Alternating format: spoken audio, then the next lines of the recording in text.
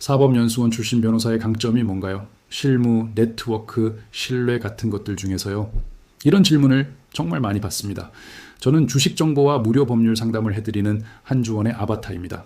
유튜브에서 활동하는 다른 변호사님들처럼 직접 사건을 수임하진 않지만 로펌 실무와 본부장 경험까지 포함해서 10년 넘게 현장에서 일해왔습니다. 제 아내는 지금도 현역으로 활동하는 사법연수원 출신 변호사이기도 하고요. 그래서 일반인 수준을 넘어 로스쿨 변호사 정도의 이해도로 사건의 구조나 수사 흐름, 핵심 쟁점까지는 충분히 설명해 드릴 수 있습니다. 특히 저는 주식 투자와 채권 추심 전문가로서 실제 사건을 통해 성공적으로 돈을 받아낸 경험이 정말 많고 여러 언론과 경제지에도 여러 번 소개됐습니다. 하지만 제가 모든 걸 다 잘하는 건 아닙니다. 사법연수원 출신 변호사들이 하는 정교한 법리 구성이나 서면 작성 같은 전문적인 영역은 제 역할이 아니라고 분명히 선을 긋고 싶습니다. 자, 그럼 본론으로 들어가서 실제 사건이 어떻게 흘러가는지 현실적으로 설명해 드릴게요. 교과서적인 이야기는 빼고요. 특히 수사나 기소, 그리고 채권을 회수하는 과정에서 변호사의 판단이 어떻게 결과를 바꾸는지 말씀드리겠습니다.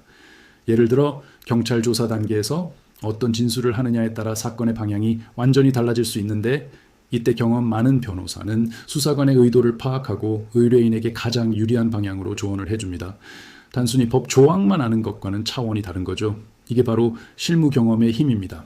물론 사건이 기소되어 재판으로 넘어가거나 서면에 적는 문장 하나, 논리 하나가 승패를 가르는 중요한 순간에는 사법연수원 출신 변호사의 깊이와 정교함이 빛을 발합니다.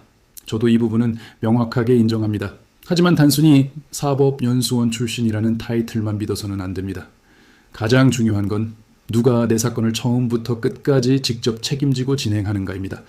간혹 유명한 변호사 이름을 보고 선임했는데 실제 사건은 다른 신입 변호사나 사무장이 처리하는 경우가 있거든요.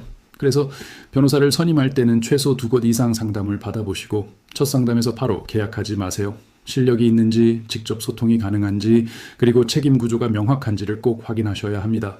특히 사무장을 통해 사건을 진행하거나 사건 브로커를 만나는 건 정말 위험합니다. 단호하게 피하셔야 하고요. 오늘 제가 말씀드린 이 기준만 잘 기억하셔도 변호사를 선임하거나 채권을 회수하는 과정에서 소중한 돈과 시간을 날리는 일은 크게 줄일 수 있을 겁니다. 더 궁금한 점이나 무료 법률 상담이 필요하시면 영상 설명란을 참고해서 문의해 주세요. 감사합니다.